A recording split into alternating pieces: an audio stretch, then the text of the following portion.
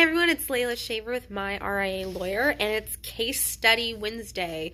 So Case Studies Wednesday, we come to you with a case study about real issues that come up in investment advisory firms and what regulators are doing, how they're approaching them, and the kind of penalties and fines you can expect if you end up in a similar situation. So today we have two different case studies.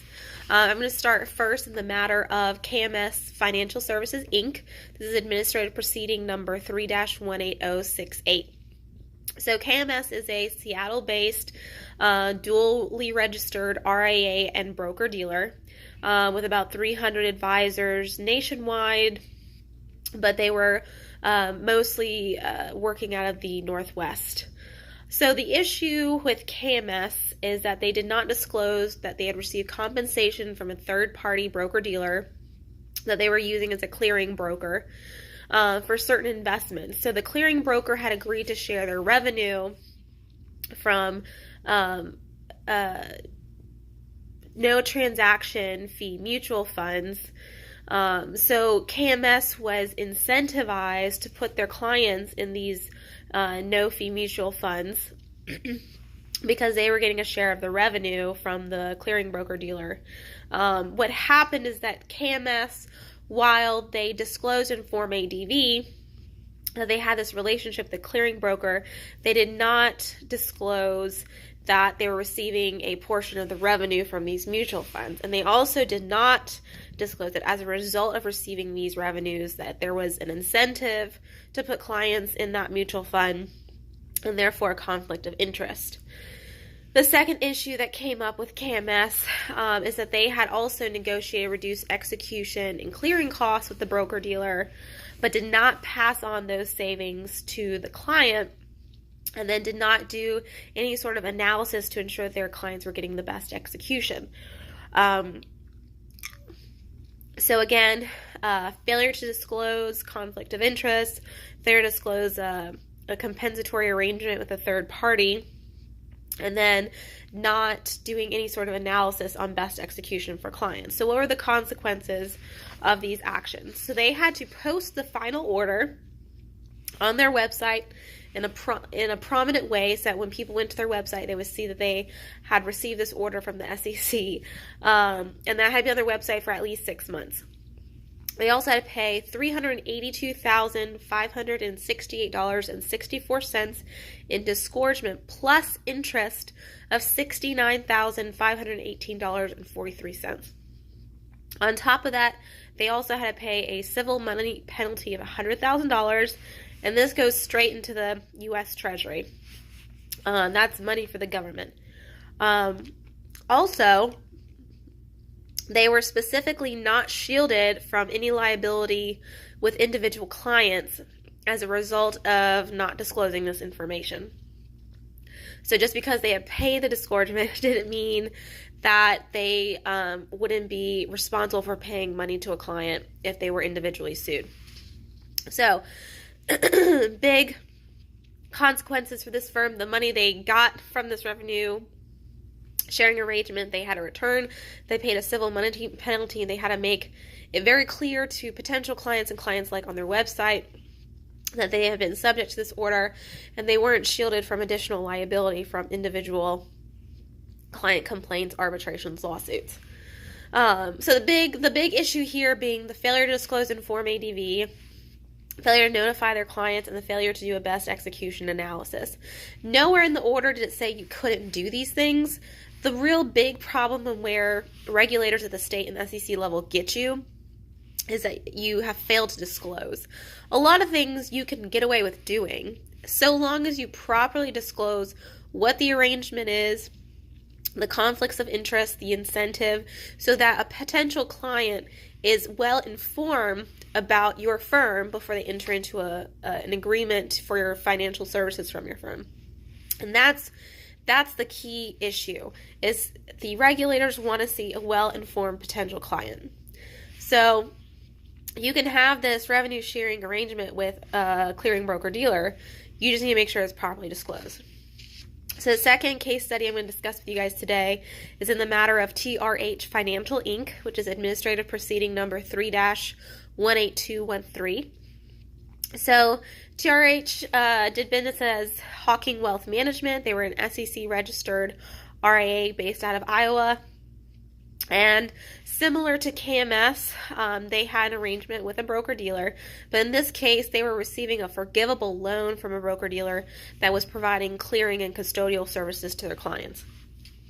So TRH did not disclose this loan, the conflict of interest arising from it, and they didn't disclose this to the SEC. They didn't disclose this in their Form ADV.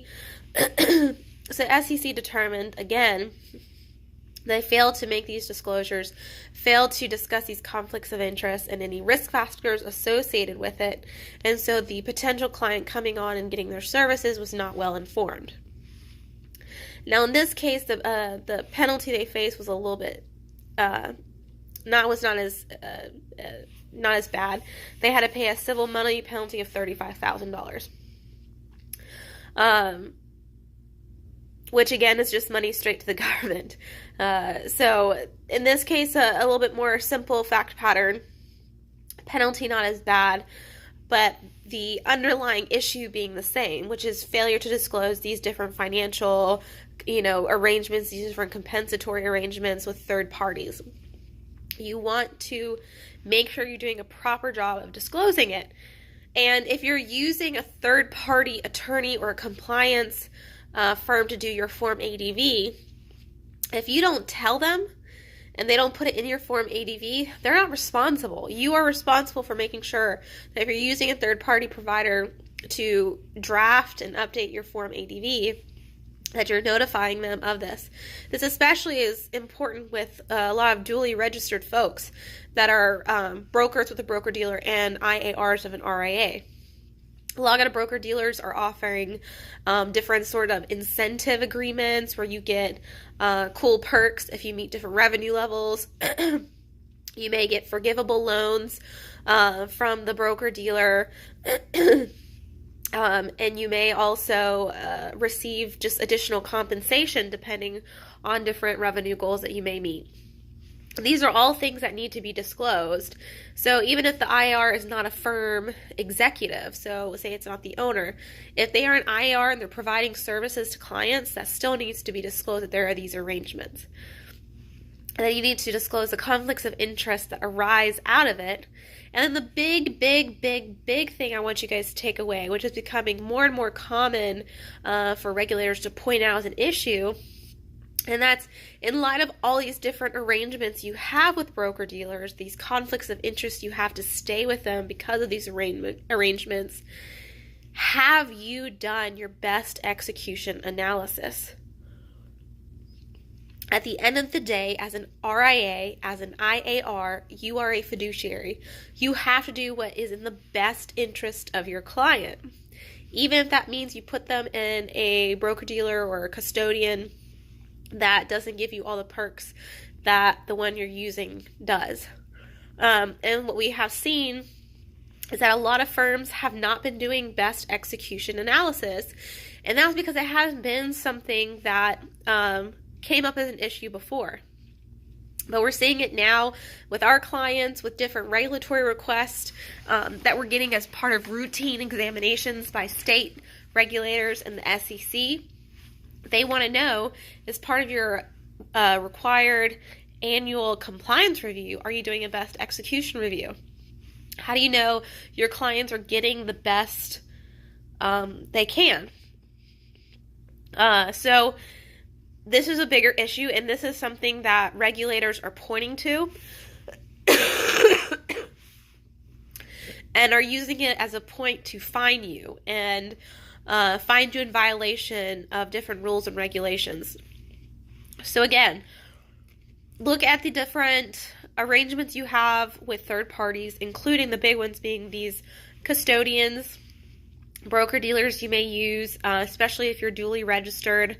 There are a lot of arrangements that are just commonplace in BDs with incentive plans, bonuses, forgivable loans.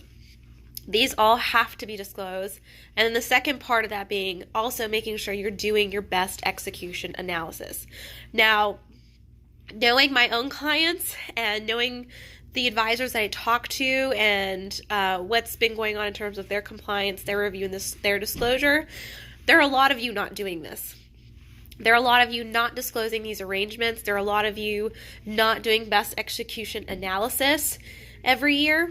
And you're just setting yourself up to face these kind of penalties, $35,000. The $382,500 disgorgement, $100,000 civil money penalty.